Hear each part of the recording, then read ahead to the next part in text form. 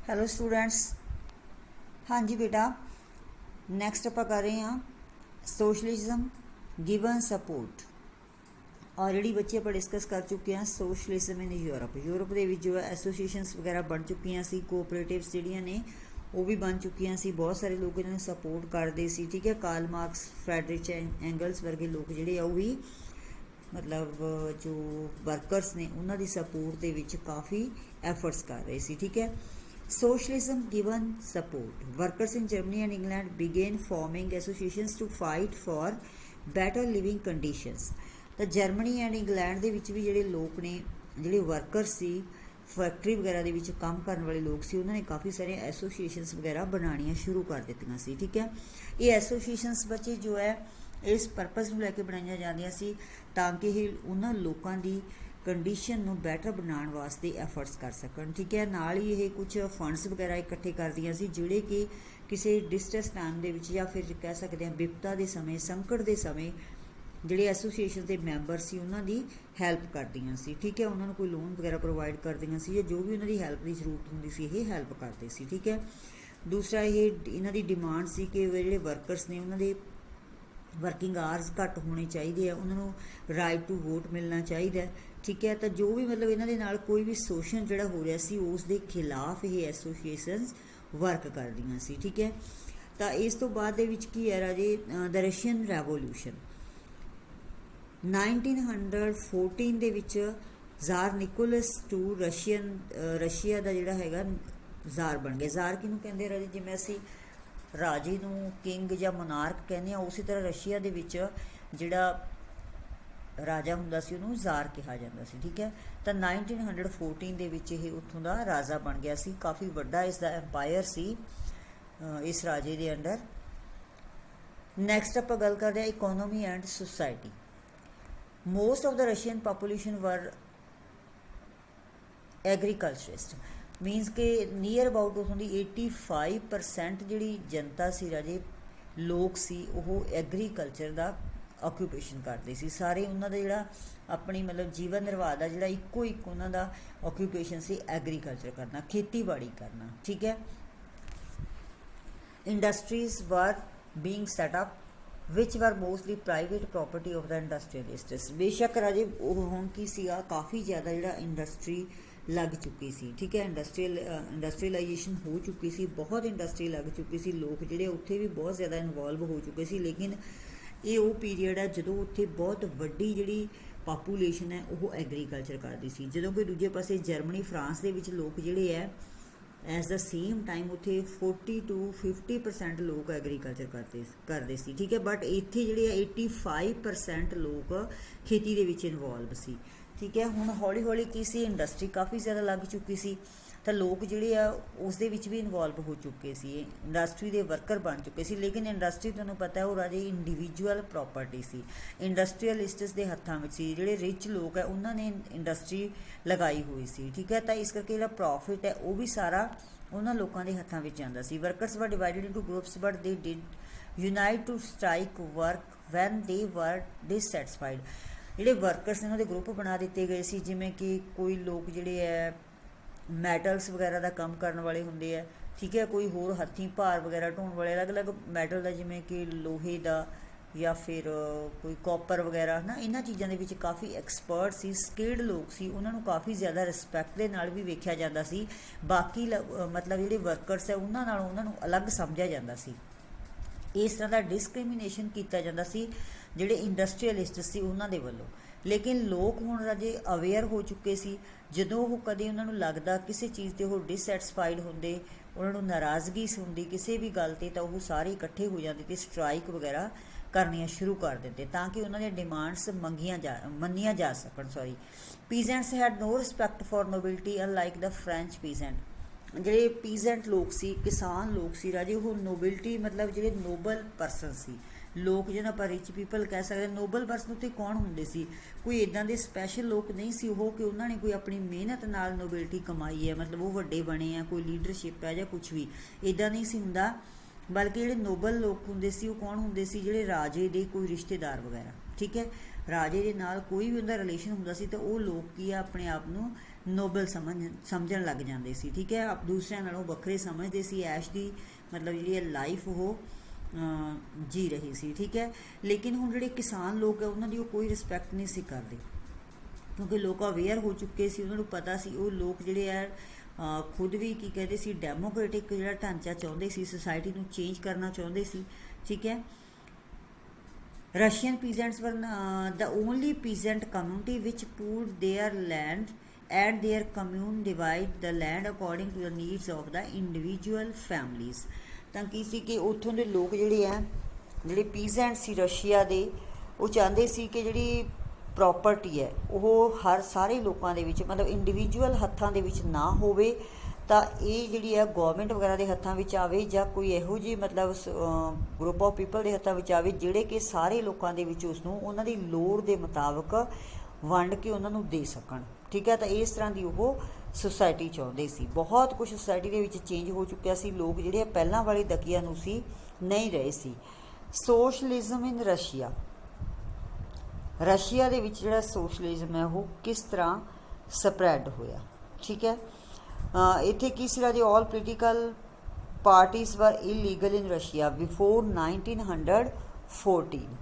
ਮਤਲਬ 1914 ਤੋਂ ਪਹਿਲਾਂ ਕੋਈ ਵੀ ਨਾ ਪੋਲੀਟੀਕਲ ਪਾਰਟੀਜ਼ ਨੇ ਉੱਥੇ ਬਣਾਉਣ ਦੀ ਕਿਸੇ ਨੂੰ ਇਜਾਜ਼ਤ ਨਹੀਂ ਸੀ, ਉਹਨਾਂ ਨੂੰ ਇਲੀਗਲ ਜਿਹੜਾ ਹੈਗਾ ਡਿਕਲੇਅਰ ਕਰ ਦਿੱਤਾ ਜਾਂਦਾ ਸੀ, ਠੀਕ ਹੈ। The Russian Socialist Democratic Labour Party was formed in 1900 ਦੇ ਵਿੱਚ ਇਹ ਪਾਰਟੀ ਬਣੀ ਸੀ ਉੱਥੇ, Russian Socialist Democratic Labour party.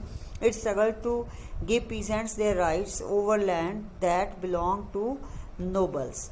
ਤਾਂ ਇਸ ਪਾਰਟੀ ਨੇ ਕੀ ਕੀਤਾ ਰਾਜੇ, ਇੱਕ ਲੰਬਾ ਸੰਘਰਸ਼ ਕੀਤਾ ਕਿਸਾਨਾਂ ਦੇ ਹੱਕ ਵਿੱਚ। ਇਹ ਪਾਰਟੀ ਬਣੀ ਸੀ, ਤਾਂ ਇਹਨਾਂ ਦੀ ਇਹ ਡਿਮਾਂਡ ਸੀ ਕਿ ਜਿਹੜੇ ਕਿਸਾਨ ਹੈ ਉਹਨਾਂ ਨੂੰ ਲੈਂਡ ਦੇ ਉੱਪਰ ਜਿਹੜਾ ਅਧਿਕਾਰ ਹੈ ਇਹਨਾਂ ਕਿਸਾਨਾਂ ਦਾ ਹੋਣਾ ਚਾਹੀਦਾ, ਜਿਹੜੀ ਕਿ ਲੈਂਡ ਨੋਬਲਸ ਨੂੰ ਬਿਲੋਂਗ ਕਰਦੀ ਹੈ। ਨੋਬਲਸ ਨੇ ਕੋਈ ਮਿਹਨਤ ਨਹੀਂ ਕੀਤੀ ਸੀ, ਸਿਰਫ ਰਾਜੇ ਦੇ ਰਿਸ਼ਤੇਦਾਰ ਹੋਣ ਕਰਕੇ ਉਹਨਾਂ ਨੂੰ ਜਿਹੜੀ ਲੈਂਡ ਮਿਲ ਜਾਂਦੀ ਸੀ, ਠੀਕ ਹੈ। ਲੇਕਿਨ ਇਹ ਲੋਕ ਜਿਹੜੇ ਆ ਇਹ ਚਾਹੁੰਦੇ ਸੀ ਕਿ ਇਹ ਅਸਲੀ ਜਿਹੜੇ ਹੱਕਦਾਰ ਹੈ ਲੈਂਡ ਦੇ ਪੀਜ਼ੈਂਟਸ ਨੇ, ਜਿਹੜੇ ਇਸ ਦੇ ਉੱਪਰ ਕੰਮ ਕਰਦੇ ਆ, ਠੀਕ ਹੈ।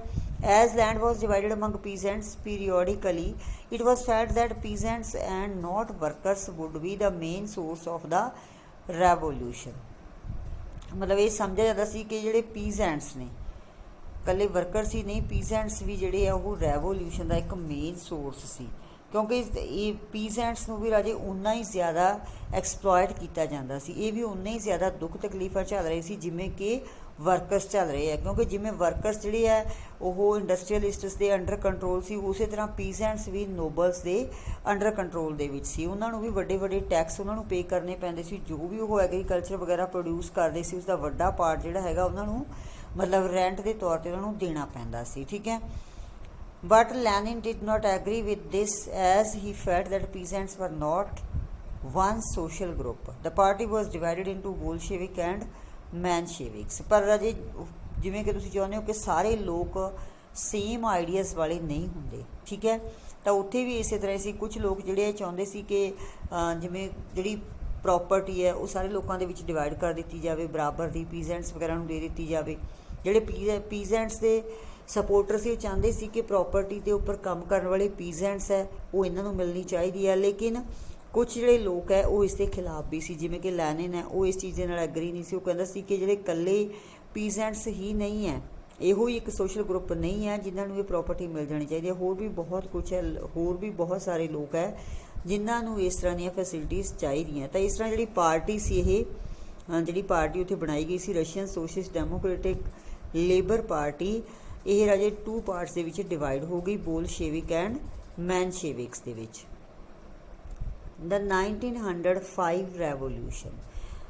1905 revolution ਦੇ ਵਿੱਚ ਕੀ ਸੀ, Russia was an autocracy, the Tsar was not subject to the parliament, liberals wanted to end this state of affairs, they worked towards demanding a constitution during the revolution of 1905। 1905 ਦੇ ਵਿੱਚ ਕੀ ਹੋਇਆ ਰਾਜੇ, ਇਹ ਜਿਹੜੇ ਲੋਕ ਸੀ Russia ਦੇ ਲੋਕ ਇਹ ਆਟੋਕ੍ਰੇਸੀ ਨਹੀਂ ਚਾਹੁੰਦੇ ਸੀ, ਲੋਕ ਚਾਹੁੰਦੇ ਸੀ ਕਿ ਜਿਹੜੀਆਂ ਪਾਵਰਸ ਨੇ ਉਹ ਜ਼ਾਰ ਦੇ ਹੱਥਾਂ ਵਿੱਚ ਨਹੀਂ ਹੋਣੀਆਂ ਚਾਹੀਦੀਆਂ, ਜਦੋਂ ਕਿ ਪਾਰਲੀਮੈਂਟ ਨੂੰ ਦੇਣੀਆਂ ਚਾਹੀਦੀਆਂ, ਠੀਕ ਹੈ। ਪਾਰਲੀਮੈਂਟ ਜਿਹੜੀ ਹੈ ਜਿਵੇਂ ਚੁਣੀ ਹੋਈ ਸਰਕਾਰ ਬਣਨੀ ਚਾਹੀਦੀ ਹੈ ਔਰ ਪਾਰਲੀਮੈਂਟਰੀ ਸਿਸਟਮ ਹੋਣਾ ਚਾਹੀਦਾ ਹੈ, ਉਹ ਜਿਹੜੀਆਂ ਪਾਵਰਸ ਨੇ ਉਹ ਪਾਰਲੀਮੈਂਟ ਦੇ ਹੱਥਾਂ ਵਿੱਚ ਹੋਣੀਆਂ ਚਾਹੀਦੀਆਂ, ਠੀਕ ਹੈ।